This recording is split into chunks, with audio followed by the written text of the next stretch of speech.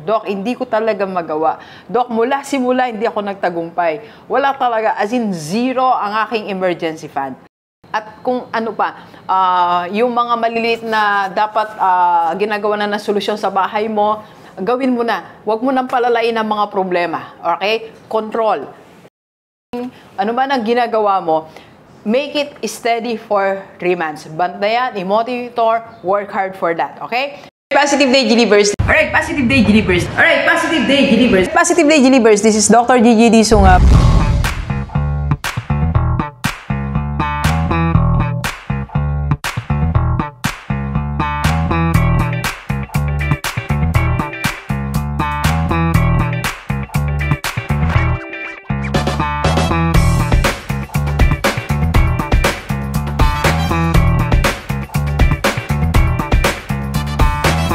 Positive Day Gilibers, this is Dr. Gigi Disunga from Rockstar Holding Corporation. Maganda umaga sa lahat ng mga Gilibers natin, and sa first time po tayo panood sa YouTube channel. Thank you very much.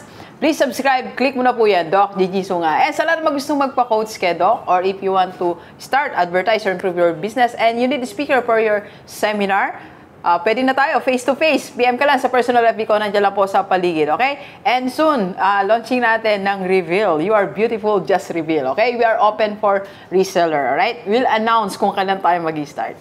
Okay, pag-usapan natin ngayon ang emergency fund, right? So, sa lahat ng mga hindi nakapag-start ng emergency fund, Dok, hindi ko talaga magawa. Dok, mula simula hindi ako nagtagumpay. Wala talaga, as in zero ang aking emergency fund. So, eto ang vlog na para sa'yo, alright? So, pag-usapan natin ang 10 plus 1, 11 practical ways kung paano tayo aatake o solusyon sa mga hindi nakapag-start ng emergency fund, alright? So, habang tayo po'y nagkakape. And of course, if you want to join my team po, IMG Rockstar for your financial education and investment opportunity for mutual funds and other investment, message ka lang, okay? Alright, so ngayon, pag-usapan na natin. Unang-una, sa mga hindi nakapag-start po ng emergency funds or wala ka talagang emergency fund, huwag po tayo mag-panic, okay? Bagamat ang sasabihin ko sa inyo, ang reality, it's not okay, alright? It's not okay. Sabi ko nga, di ba, kung wala kang savings at 20, 30, it's not okay. Same with emergency funds.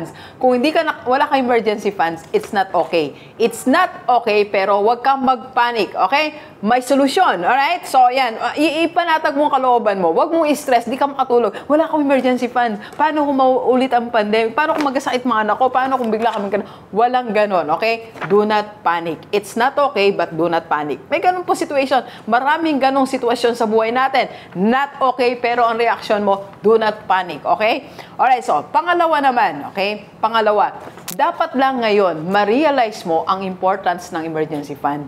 Dapat natuto tayo noong pandemic na napakalaga ng emergency fund.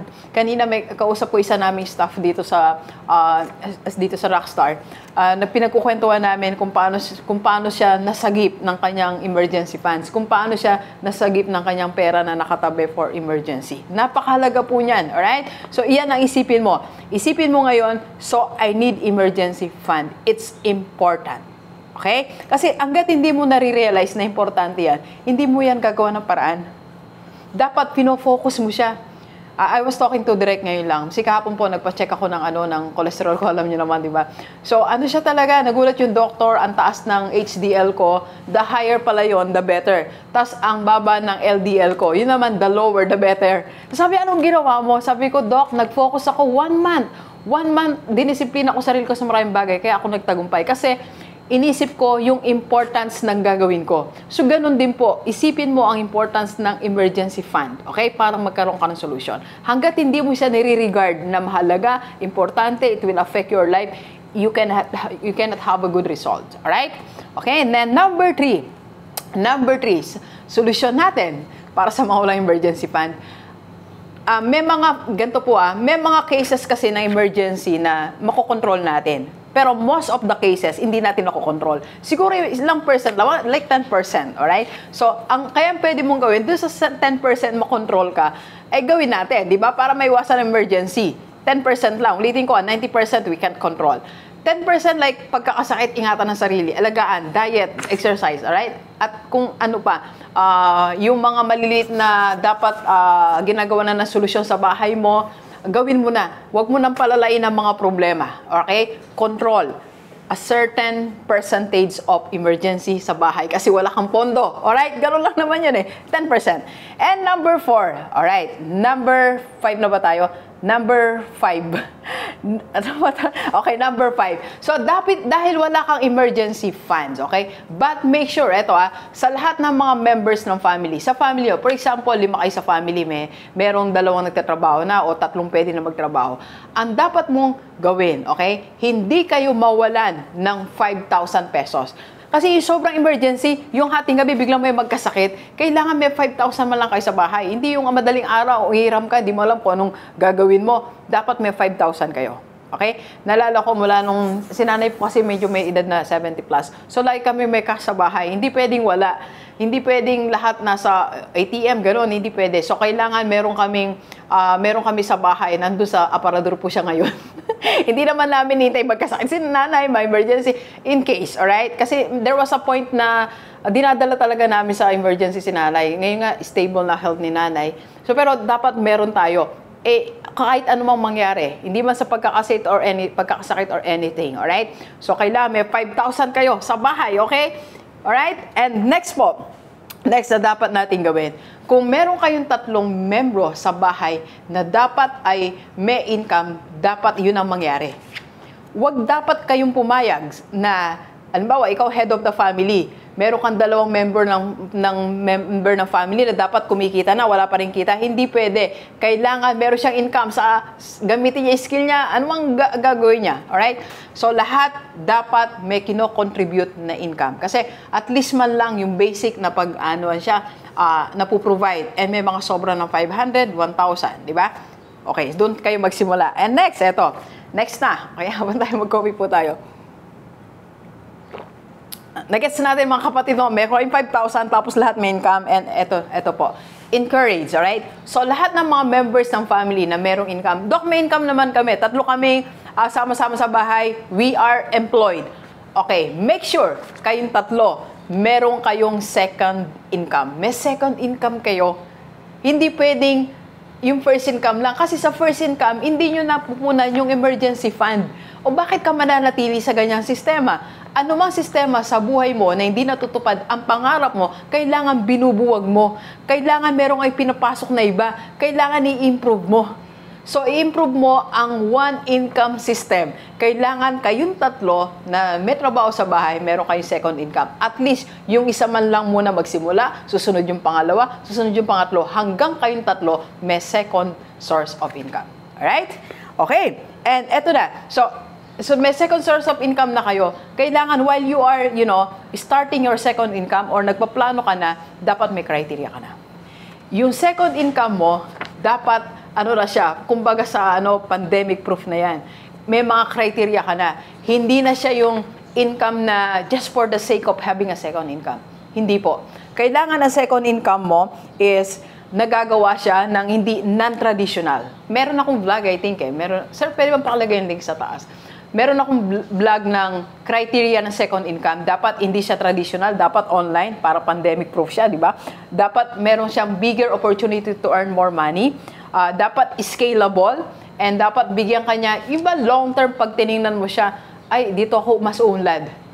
Alam nyo, ito sabihin ko po sa inyo what made me survive, okay? Siguro mga 30%. During the pandemic, yung income po, hindi ko lahat nakuha yung emergency funds po kasi natin, nasa investment yon. May investment na pwede mo makuha agad Pero most of the fund po na kinailangan ko during the 2020, 2020 tayo nagkaroon ng pandemic, came from my second income and my third income. Doon po siya nanggaling. Kaya yung second and third income na yun, yung pinagsisikapan natin ngayon, kasi nakita ko na pwede pala siyang income for the future. Alam niyo na po kung ano yan. That's IMG and YouTube, right? So, pandemic proof, di ba? Online, non-traditional, highly scalable. That's my income from IMG. So, Doc, paano ba yan? Gusto kong ayan maging second income ko. Gusto mo maging second income from IMG, PM ka lang sa personal FB ko. Okay? It's proven. Hindi lang ako, marami pang tao. My members have proven already that, right? And other members of IMG po. Okay? So, kahit hindi ko naman sinasabi purely IMG, marami pong second source of income or second income na pwede kanyang dalhin, okay? Doon sa pangarap mo, makasurvive sa anumang crisis na darating, financial crisis, alright? Okay, next, eto, work hard for 3 months. While you are building your second income, wag mag-quit. Wag mapagod. Wag, alam mo yung, ayoko na, hindi na ito pwede, hindi. Pag nakita mo na, set mo na yung standard, set mo na yung criteria, tuloy-tuloy mo na yan. For 3 months, you work so hard. Then, anong gagawin mo? After 3 months, make it steady. So, kung ano man ang napili mong source of income, kung nagtuturo ka man ng online course, meron ka mang e-course, or meron ka mang dropshipping, ano man ang ginagawa mo, make it steady for 3 months. Bantayan, i-monitor, work hard for that. Okay? Then, follow the rule of 40%. Anong 40%, Doc? Dito ka na mag-start ng yung financial journey, right? So, yung 40%, ito na, maglagay ka na, ito na, makakapag-start ka na ng emergency funds mo sa 40%. Makakuha ka na rin ng life insurance mo, magkakaroon ka na ng Kaiser, di ba? Like si Doc, meron tayong binabayaran ng Kaiser, then makapag-start ka na ng emergency funds mo. Yun simula. That's the rule of 40%. Then, number 9 na ba? Hindi ko alam eh. Number 9, continue what you are doing. Kung ano ginawa mo. May first source of income, second income, and nagsiset up ka ng emergency funds. Alright? Next, number 11, continue. And number 12, continue the process. 3 continue po yan. Para alam mo na yung magandang sistema na simulan mo, itutuloy ko, at itutuloy ko pa. No matter what. Regardless of your emotion, regardless of what you are going through, regardless of the pagod, regardless of whatever you feel, hindi mo na pakikialaman yan, basta ituloy mo lang ang process.